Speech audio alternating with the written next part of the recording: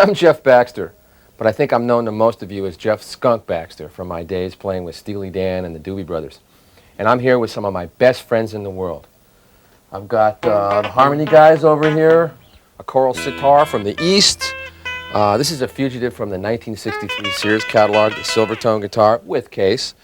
My Irish buddies, the Ovation Brothers, a couple of Fenders, Sparkly Goya back there, and of course, two very close friends of mine, Mr. Dan Electro and Mr. Dan Jellicoe, and our own Gibson girl. You know, in the zillions of years I've been playing this guitar, I've gotten to know it pretty well. Still, there's a lot about it that remains a real mystery to me. What is the guitar? And why has it become the musical symbol of power and high technology? How could such a beautiful and sensitive instrument be mass-produced on a production line like an automobile or a washing machine? Why is it painted colors like candy apple red, robin's egg blue, gold sparkle, covered with chrome and given car names like Mustang and Jaguar? And why are those who play it idolized and even called gods? What is this thing anyway? And why does everybody want to be a guitar player?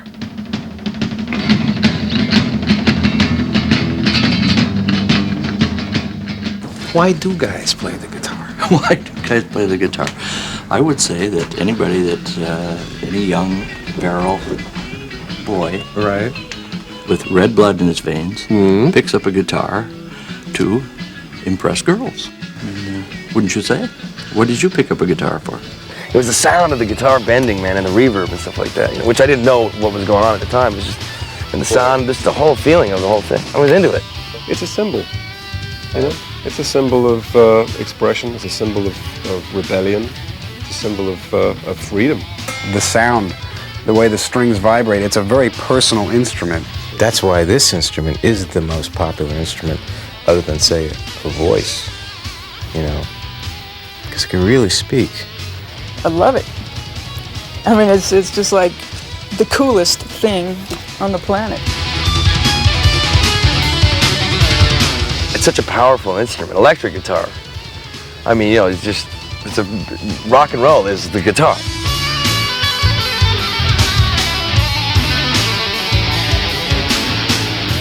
So, what have we got? We've got a twang, we've got a voice, we have a cymbal, we have the ladies, we have the coolest. Well, that's a pretty good start, but I'd like to try to find out a little bit more. Let's talk to a few more friends of mine, beginning with a guy that I've always referred to as my little brother, Mr. Brian Setzer.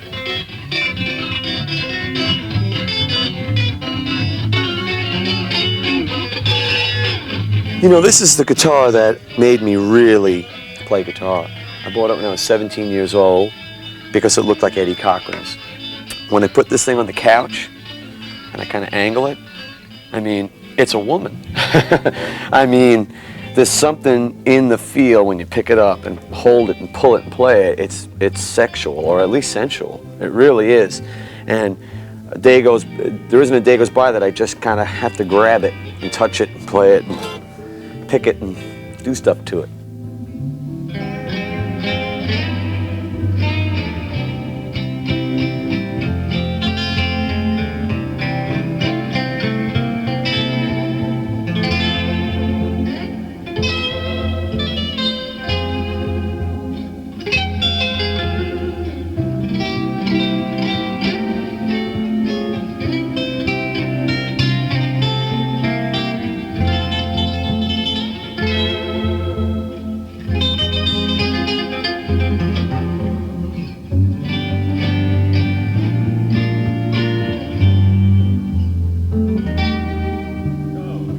Boy, they're really man's toys, aren't they? You know, all my friends have tattoos, play guitar, drive hot rods.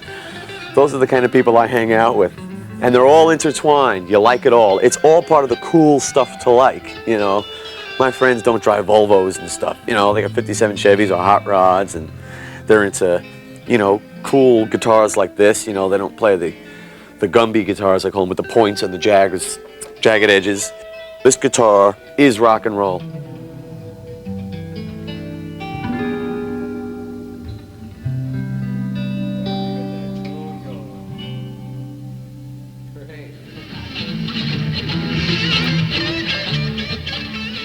You've seen him playing in Toto. You've heard his licks on scores of platinum albums. These are the magic fingers of my good, wild, and crazy friend, Steve Lukather.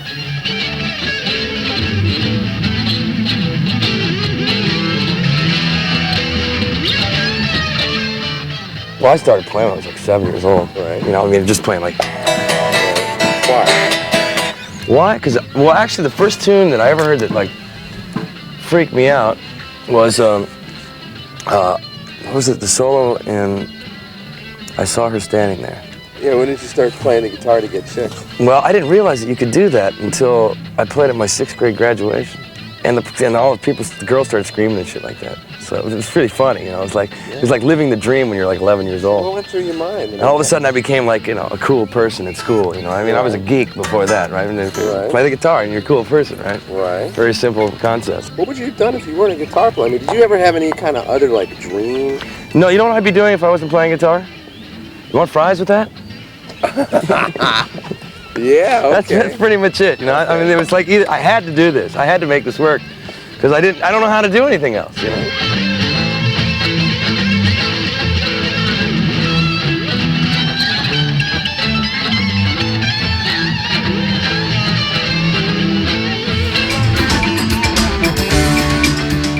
That's right, you got it, Sam Kinison. Now, you've always known him as a great comedian, but this man is serious about playing the guitar.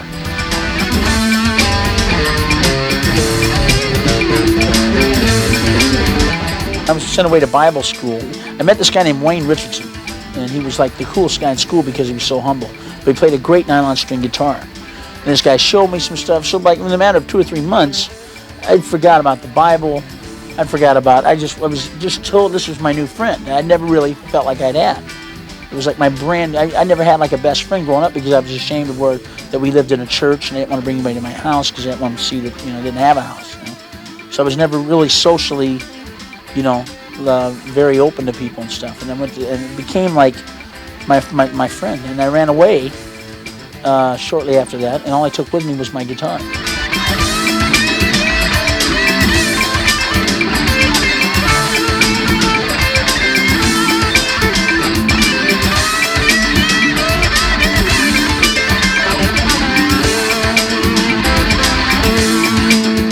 Brian, Luke, and Solo and Sam. You guys are trying to tell me that this guitar thing has something to do with sex and love and friendship and freedom. Well, okay, these are things you can relate to, not just here in America, but worldwide. So let's blow this pop stand. We're going to go to a place that's known for some serious legendary guitar players.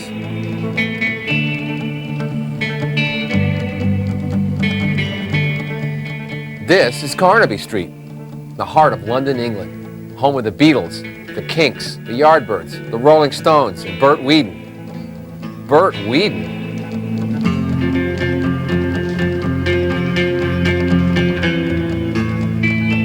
You may recognize the song. That's Apache, a classic instrumental made famous by a British group, The Shadows. But you probably don't know the original recording belonged to this man. Bert has been associated with the guitar in England since the 1940s, but he's best known for writing a book called How to Play the Guitar in One Day, and he says it works. And suddenly he said, I can play the guitar! I can play. This is great, Bert Weedon. Oh, man. See, I don't know you very well. Nobody knows me in America. In America, but everybody in England had the Bert Weedon guitar guy. I don't believe I'm holding this book. And Pete Townsend. Yes. Eric Clapton. Yes. Paul McCartney. Paul McCartney. John Lennon. All these guys went out and paid four shillings and sixpence for this book. Because of Bert's reputation with the book, I decided to play a little trick on him by telling him I had a friend who was looking for a guitar lesson from an expert. But, I mean, if you got, you want to take a lesson with Bert? Oh, wow. That's right. The friend is Dire Straits' Mark Knopfler. Great to meet you, Mark. Great to Mark. Here you go, Yes, Mark. This is basically a lie. Playing a day. You can play a chord in a day. Now, you said you give me your money. You give me your money I'll give him back. the money back. What did you pay for it, Mark? I think it was about 4 and 6. Oh, well, then I made threepence out of it. That's what it says right there. It's 4 and 6. 4 and 6. See, he bought it.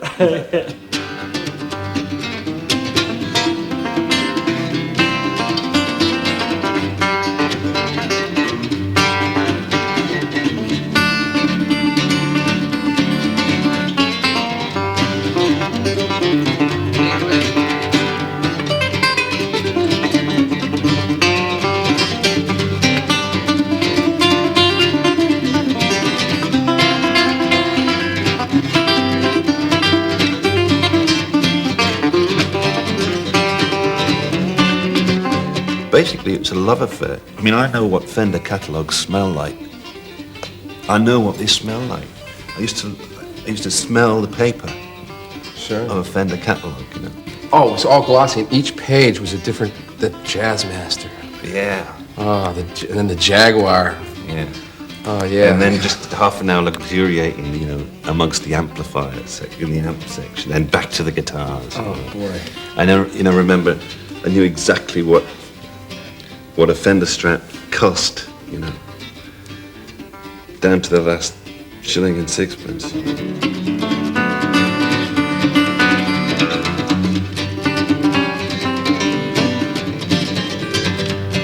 And I remember my dad looking at me with a kind of horror on his face. It was sort of, what have I spawned? You know, he just knew that I was lost to it. I mean, schoolwork, everything. Basically, it was girls, guitars, girls, cars. Girls. Girls, cars, guitars, girls, guitars, girls. Amps, girls. Yeah. Cars, girls. Girls, cars, guitars. And basically, we don't change. Okay, now take me where you want me to go. It's your turn.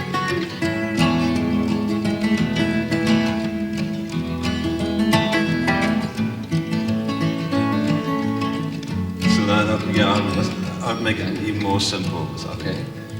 Being an illiterate.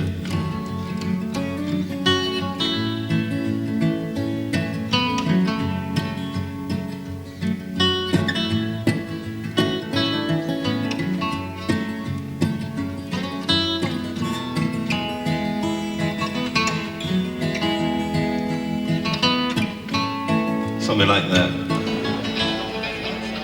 Earlier, I mentioned the Shadows, the English band that was rocking it long before the Beatles came on the scene. So now I'm looking for a TV studio here in the Carnaby Street area where I'm going to do something a little unusual. I've made some arrangements to talk and play with the lead guitarist for the Shadows, the one and only Hank Marvin. So what's unusual about that? Well, he lives in Perth, Australia, and I'm here in London. So we're going to visit Hank by satellite hookup. Beam me up, Hank. Oh, by the way, greetings from London.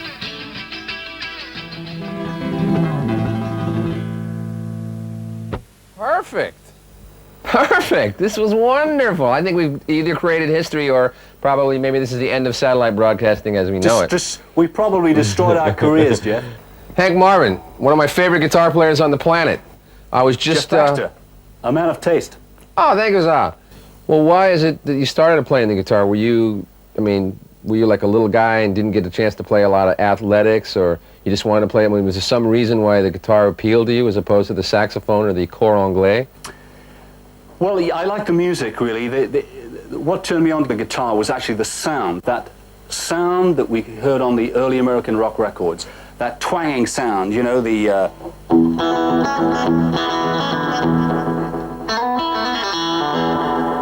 In Britain and in Europe, we weren't hearing that. We were hearing from British guitarists and European guitarists really that soft, jazzy sound, because most of them wanted to play jazz. And when they got down to playing rock and roll, they couldn't cut it because they weren't interested.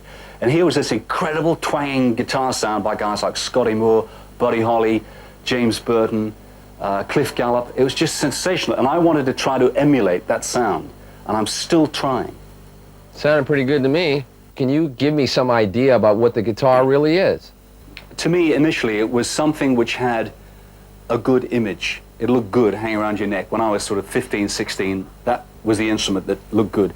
Secondly, it was portable. You could easily carry it around, get it out at a party and start playing and singing. You know, with a piano, difficult. So many different styles. It's an instrument which, because of its inherent versatility, different gauges of strings, different sounds through an amplifier, you can almost be what you want to be with the instrument. You can be, as you said, aggressive, you know, nasty. You can be gentle, and you can be romantic. Want to dance?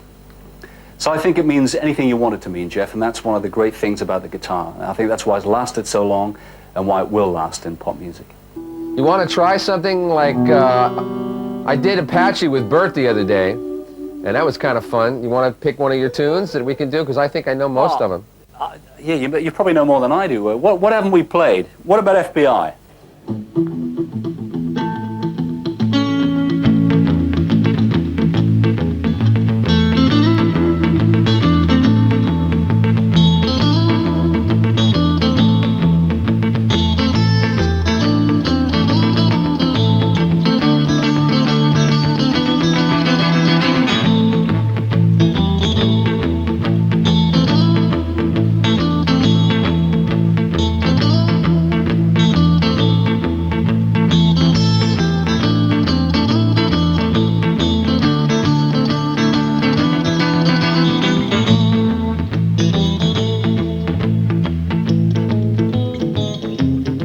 Okay, I'm catching a train to Birmingham.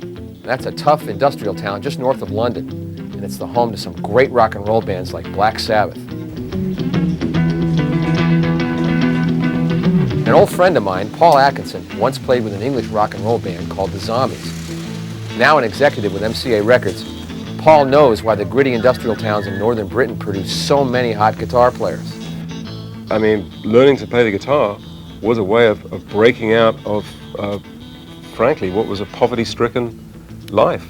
You know, for most families in the north of England, Liverpool, Manchester, Newcastle, Scotland, either you went down a coal mine, or you joined the merchant navy, or you played a guitar.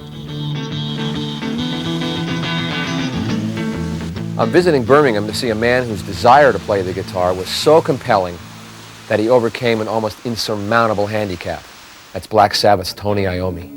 Like when I took the ends of my fingers off, was like a day before I was going to leave that job. What was that? I used to do sheet metal work, right. And it was a sheet metal work presser that came down and caught them, and your reaction to pull your hand back just took the ends off. I was going to stop playing, and I thought I could never play again. It just blew me away. And then I started trying to play with two fingers. I thought it's no good. I just can't do it. And it happened that one of the managers of the firm, brought me a record round of Django Reinhardt, and I couldn't believe it. I'd never heard of Django Reinhardt at the time. And he said, "Just play it." And I said, "No, I don't want to play it." He says, "Just play it." I said, "Why?" You know. He said, "Well, you'll see, and I'll explain when you put it on." And he put it on, and I thought, great, you know. He said, "He's only got two fingers." It's totally, you know, got me back into thinking, well, if he's done that, if he's managed to do that, then, you know, but I'd give up. I thought there's no way I'll be able to do it again, you know, play. When they were sort of more or less bandages were off and all that stuff, I was still playing with two fingers, and I went to hospitals to ask them if they could do anything. They says, "No, you give up." That's what that was their advice. "No, you've had it. You're going to have to stop." I wouldn't accept that, particularly after hearing Django Reinhardt. I wouldn't accept that it can't be done. So I went back home and trying to think of something. I've seen various people, and everybody said more or less the same. So what I'd done, I got those squeezy bottles, the fairly liquid bottles, type thing, plastic things. That's like dishwasher stuff. Yeah. And I melted it down into a ball, made it into a ball. Got a hot soldering iron and made sort of a hole in it so it fitted the finger. Then I sat there for hours on end just doing it down with sandpaper until we got sort of more or less like a tip.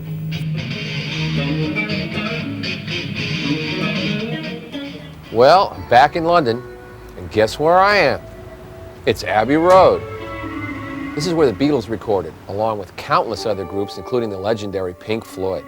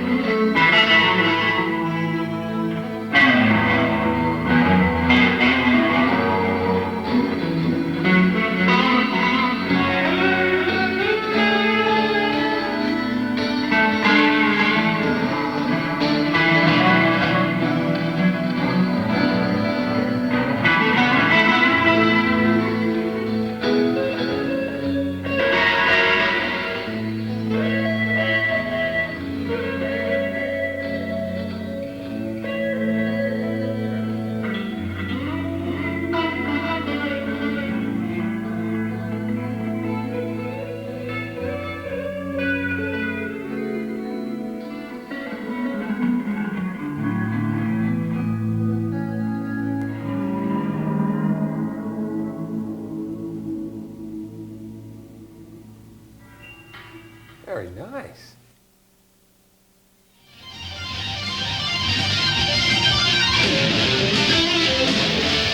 There's a remarkable young musician from Newcastle named Thomas McRockin, who Stevie Vai refers to as the Mozart of the guitar because he's a killer guitar player and he's only 11 years old. Thomas is a shy and quiet lad in every other way, but just listen to him play.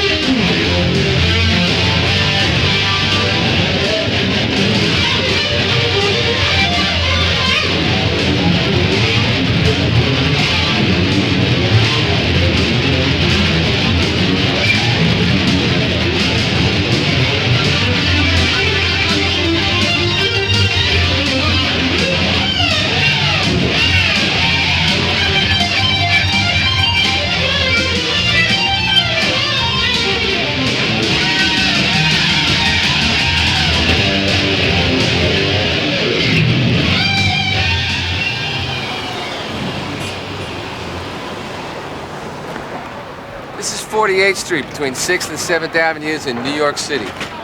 This is where all the great music stores are. When I was a kid and I was 13 years old, I used to work over there. My place used to be called Jimmy's Music Shop. Frank and Jimmy Squilacci hired me for $1.25 an hour to carry twin reverbs up 2 flights of stairs in the middle of August. Look at all these music stores, man. Amps, drums, keyboards. There's a cat with a bass guitar here, man. Hey, homie, what's happening, man? Sam Ash, one of the great music stores.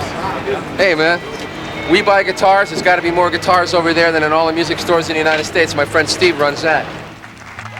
Our main reason for stopping off in New York is to visit Les Paul, whose pioneer multi-track recordings in the 50s with his late wife, Mary Ford, first made the electric guitar popular.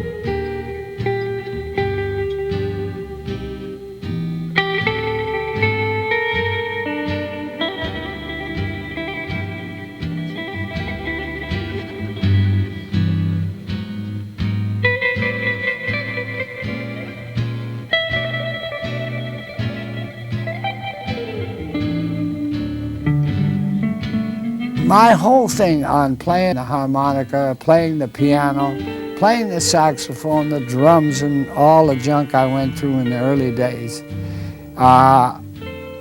they were all stepping stones to lead to the guitar. And when I got the guitar, I found that I had a psychiatrist, a housewife, I had a mistress, I had a cook. I had everything all in one.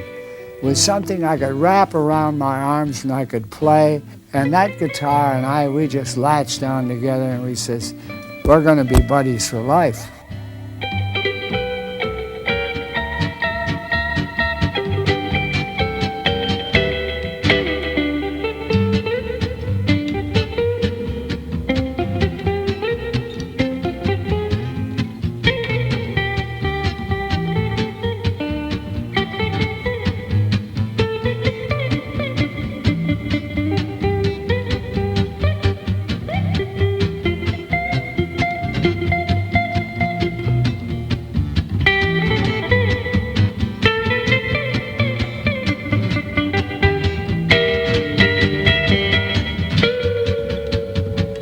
Less a surprise guest of the night is Brian May from Queen.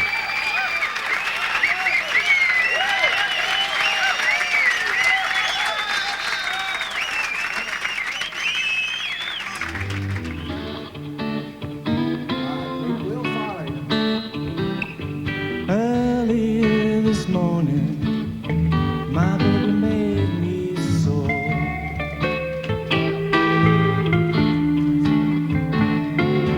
Early this morning, my baby made me sore.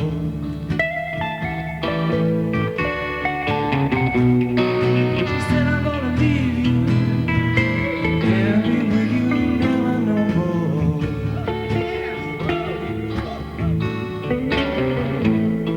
Baby, baby, baby, where did you sleep last night? I said, tell me, pretty mama, where did you sleep last night? She said, it's none of your business, baby, 'cause I treat you right.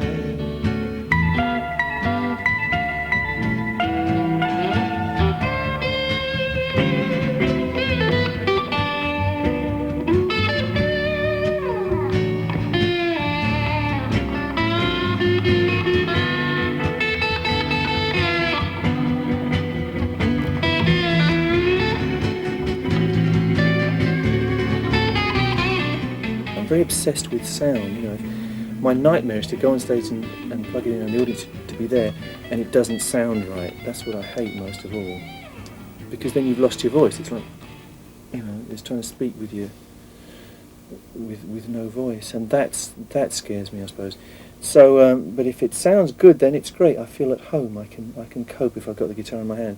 And I think going back to childhood, that's why it happened, because I was very, in common with a lot of other very extrovert, supposedly guitar players, I was very shy as a kid, you know, and didn't have the courage, or found it very hard to get up and ask a girl to dance or something, you know. So the way I got through it was I would go to the dance and I would be on the stage. I wouldn't be down there with all these problems. I would be on the stage, and I would, with the guitar in my hand, I was confident. I was fine. I could make my noise and have a lot of fun and not have to deal with those kind of problems of relationships which come down to problems of yourself. You know. Where's Al DiMieola?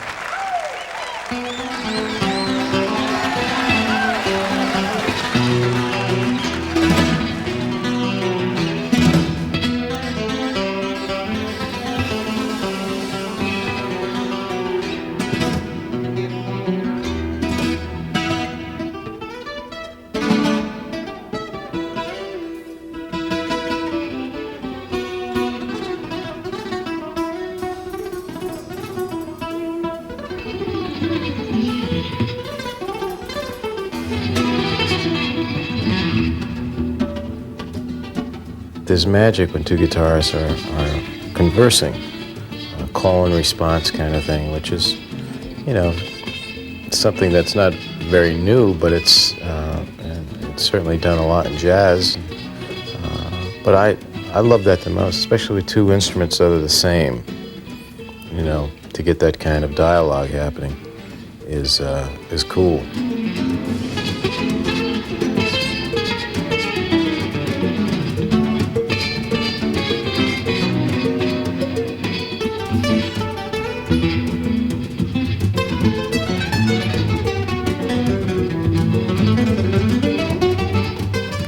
Music and notes, and guitar speaks much better for us than words can ever speak. We don't have the depth in words to speak like this does. You know what I mean? Because sometimes I hear some things that I'm writing and I hear it on a playback and I start to cry inside. I go, my God, it's saying something so deep that I could have never explained. You know that, but we don't talk about it, but we know that.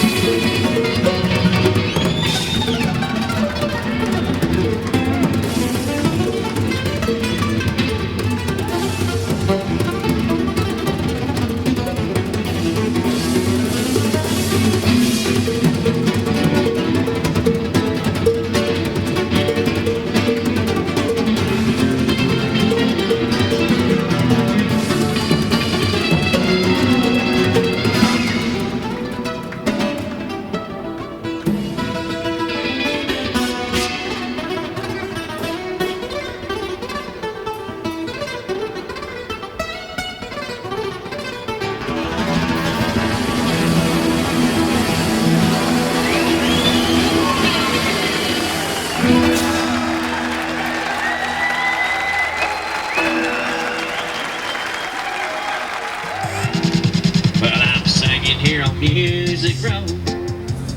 Well, in case you haven't figured it out, this is Nashville.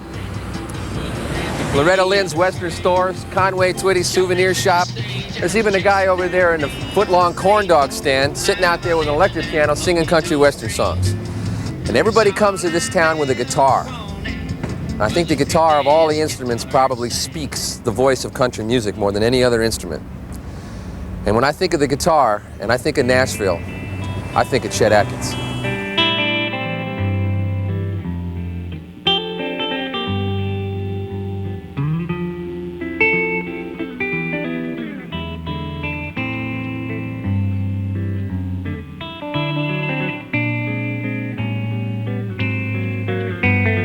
To me, the guitar is it's my security blanket. I don't know where I'd be without the guitar. I'd hate to think, but I love it with a passion that will follow me to the grave, I'm sure. I owe everything to the guitar, that and friends who helped me along the way. It's midnight and we're at the Bluebird Cafe. These songwriters hang out in Nashville. Now joining Chet and me on stage is an old friend, songwriter, great guitar player and producer, Steve Cropper.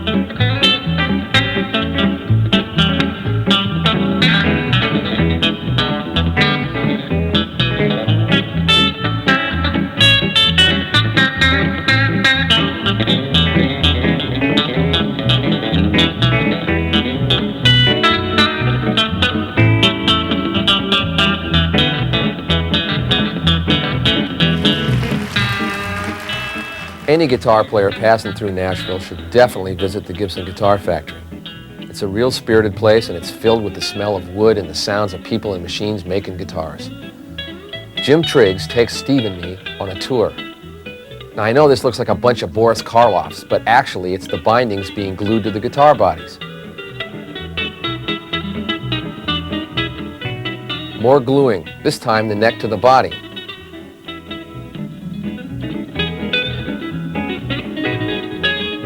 Of course, lots of painting in all different colors. This time we're painting them gold. Now there's a dance for you, doing the Nashville Shuffle. Right on, man. When Jim wasn't looking, Steve and I slipped away with this guitar. I don't think they'll ever miss it. Did okay? I think we did good today. I think we did really good, man. I love going to the Gibson plant. Me too. don't you? Gibson is always so nice to us. Yep.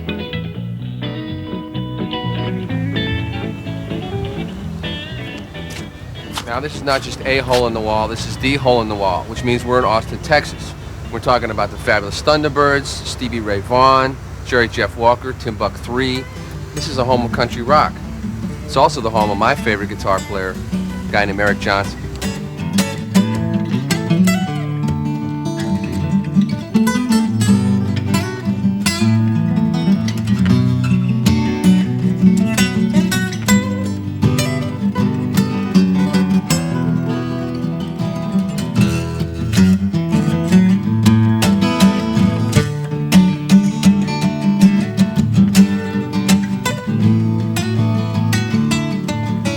I was fascinated with the shape of guitars when I was a kid.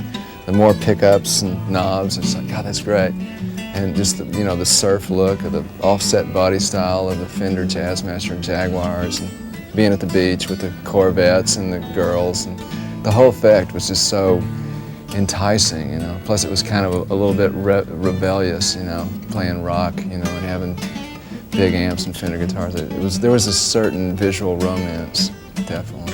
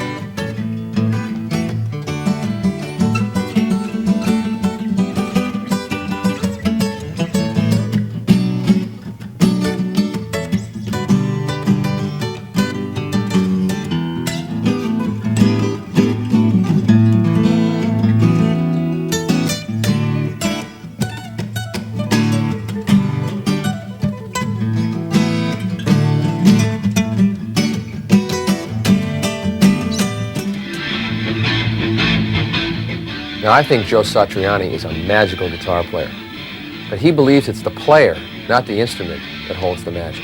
The guitar is a really cool instrument. It is really cool, and it does twang in a way that makes the hearts of people all over the world sit up and listen. But it is just a man-made thing. It is in transition. This guitar here is a product of, what, a couple hundred years of stuff?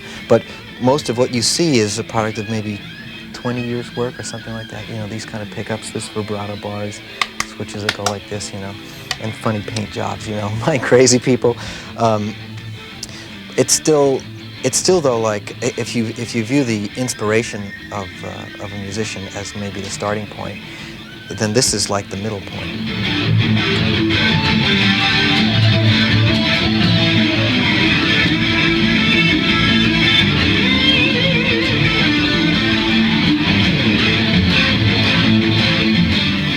I think the end is the listener. Yeah, 1, 2, and then the audience is 3. That's kind of like how it goes, I think. So it's just a guitar, you know what I mean? Because when you're not inspired and you're playing like dirt, well then the guitar sounds worse. But it isn't the guitar's fault, is it? You know. So if it was such a great thing, it would always make you sound great. It would truly be the instrument of freedom. But it is also the instrument of pain.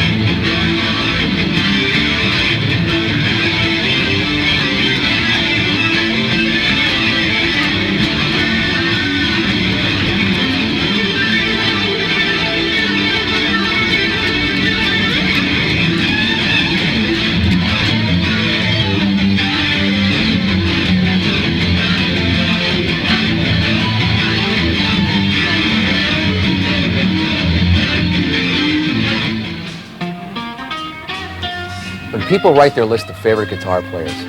The one that's always near the top is B.B. King. Here at a TV telethon rehearsal, I renew an old friendship.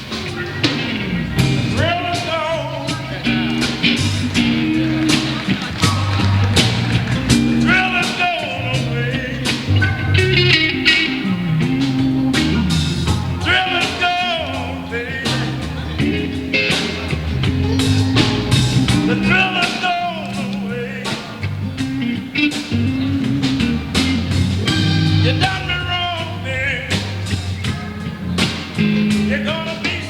it comes to a player's personal relationship with his guitar, nobody tells it better than when B.B. King talks about Lucille. The sounds that come from the guitar has always been soothing to me. Nobody believes you if you got a story you're trying to tell, or nobody seems to understand your problems, whatever it may be. Even your best friends, sometimes you try to talk to.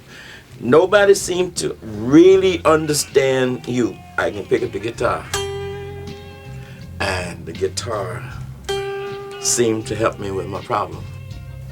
I guess it's someplace you can go when you can't talk to anybody else, when you're feeling up, when you're feeling down. The guitar is your best friend. I still sleep with the stupid thing sometimes. You know what I mean? I know that it's just a wire and wood, you know? I make it a personality because of the way I view the thing. I can't stand not playing guitar at some point because it's like working out or something. You just blow off a lot of steam. And boy, when you have a good night, you're really ripping some licks out. It's as good as sex. I don't know if not better.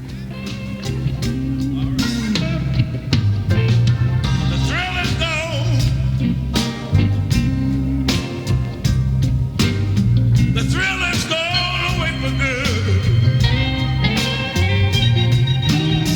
The thrill is gone, baby. The thrill is gone away for good. I know I'll be over it all one day, baby. Like I know a good man should.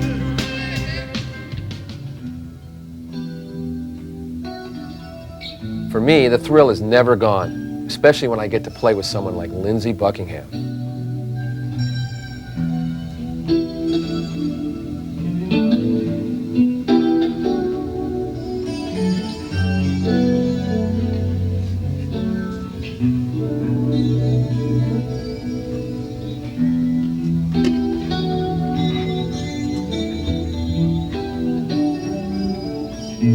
You know, there are certain things that keep coming up again and again. Like, what is this sex thing with guitar players? I ran into Don Felder, and we had a band. He was in our band. And he was the lead guitar player.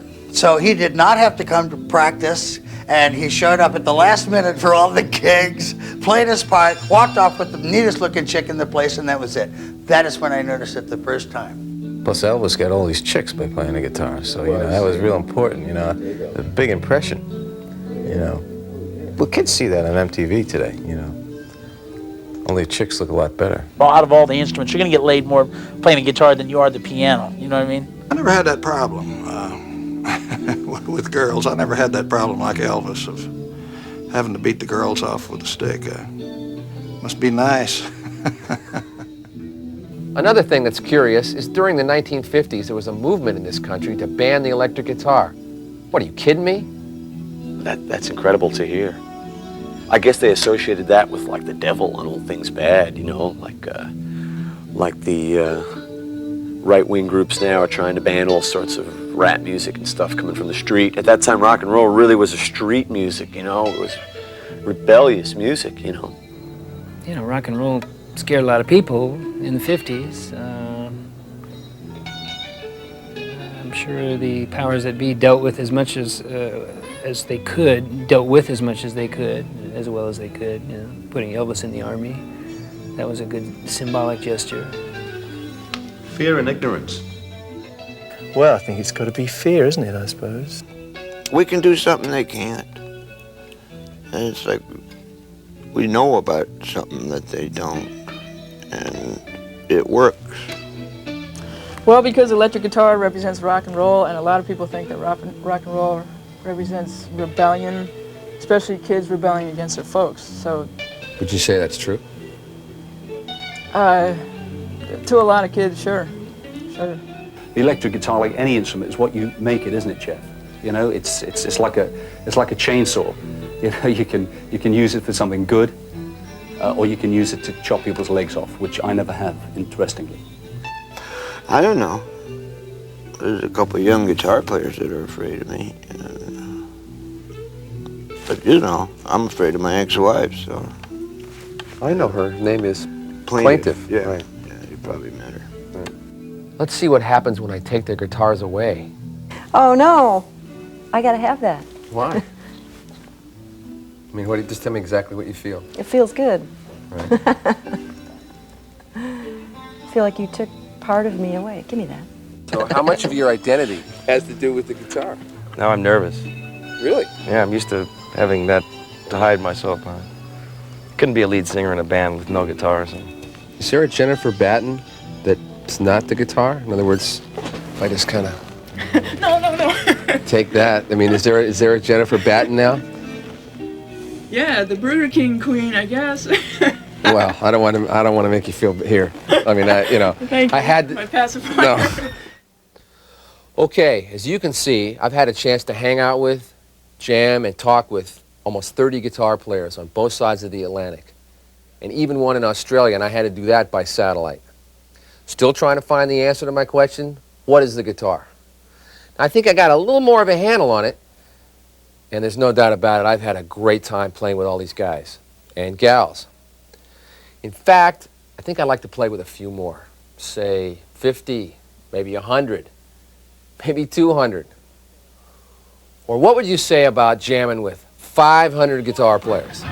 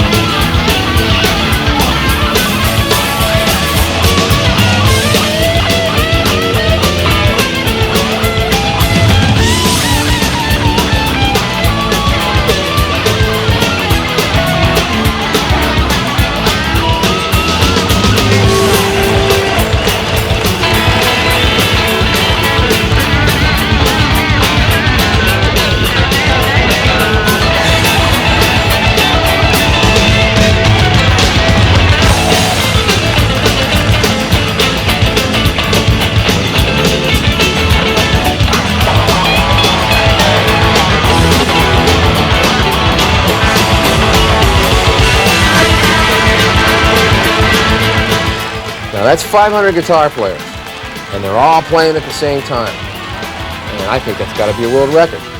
But am I any closer to the answer to my question? Well, I think if you ask 100 guitar players, you get 100 answers. This is my friend. This is my shield that protects me from other people. Guitar makes me look cool, man. The guitar is a way for me to express my innermost feelings. It's a ticket out of a place where I don't want to be. It's my lover, it's my wife, it's my housekeeper, it's my cook, it's my bartender. And the guitar is just a piece of wood with strings on it. But the one thing I've learned from all this is the thing I think I knew about the guitar all along. That I just love to play.